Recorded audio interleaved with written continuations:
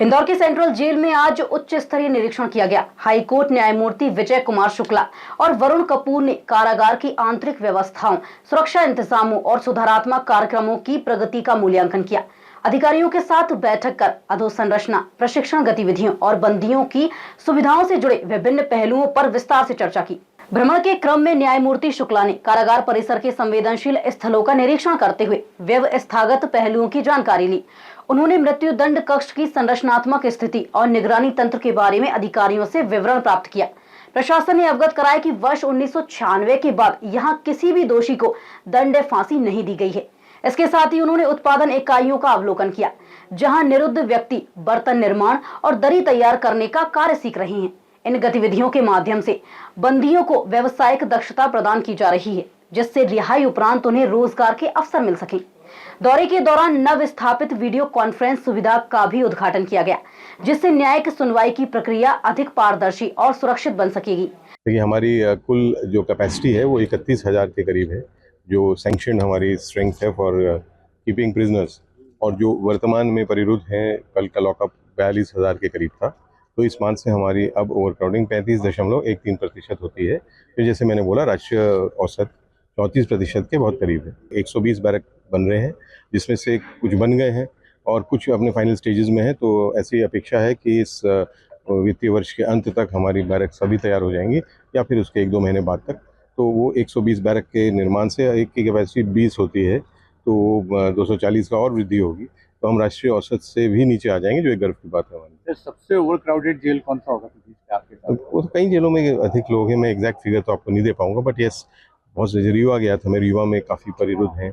यहाँ भी 1280 की सैंक्शन है और 2180 लोग हैं। तो ये सम जेल्स में कुछ है, बाकी जेलों में भी मैनेजेबल है। तो कुल मिला के अब संतोषप्रद स्थिति में हम आ गए हैं, और भी बेटर होगा आगे। आज 18 कक्ष का वीडियो कॉन्फ्रेंसिंग के यहाँ उद्घाटन किया गया है, और इसका सबसे बड़ा आजकल जो नई डायरेक्शंस हैं, सुप्रीम कोर्ट ने भी परमिट किया है कि कैदियों को कोर्ट में लाने की आवश्यकता नहीं है, उनकी गवाही भी वीडियो कॉन्फ्रेंसिंग से हो सकती है। तो उससे जो पुलिस दल की आवश्यकता थी, कई बार कार्रवाई डिले होती थी, अब वो वीडियो कॉन्फ्रेंसिंग के माध्यम से उनकी साक्ष्य रिकॉर्ड हो सकती है, वो मान्य है। दूसरा, वो अपने परिवारों से संपर्क कर सकते हैं, उसकी गाइडलाइंस से जो सुपरिटेंडेंट सेंट्रल जेल के सुपरविजन में होता है। तो ये एक बहुत बड़ी सुविधाएं हैं उनके लिए। उनको एक सामान्य जीवन जीने की प्रेरणा करते हैं, वो अपने परिवारों से बात कर सकते हैं। इतनी बड़ी, कई बार परिवार यहाँ नहीं रहते, दूर दूर से है, तो वीसी के थ्रू वो मिल सकते हैं, कोर्ट जाने की समस्या से बचेंगे। और जैसा भी आपने देखा इंस्पेक्शन के दौरान कि बहुत ही अच्छा, मतलब इनके द्वारा प्रयास किए गए हैं, इंडस्ट्रीज चला रहे हैं।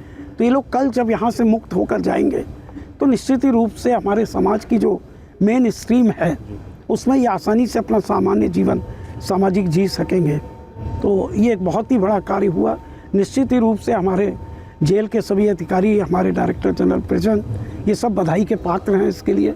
निश्चित ही रूप से अभी मेरी श्रीमती जी भी हैं, और मैंने उनसे कहा कि निश्चित रूप से इनके बनाए जो बर्तन हैं, इतने अच्छे योगा मैट्स हैं, ये खरीदेंगे। और मैं अपने सभी जजेस और न्यायिक अधिकारी और उनसे भी रिक्वेस्ट करूंगा कि जो सामान अगर हम यहाँ से ले सकें तो ख़रीदें। उससे हमारे इनको कैदी बंधुओं को काफ़ी प्रेरणा भी मिलेगी, और मेन हमारा उद्देश्य है कि इनको हमारे समाज में जब ये यहाँ से छूटें तो इनको अपने जीवन यापन के लिए कोई समस्या ना जाए, अपनी जीविका कमा सके समाज में।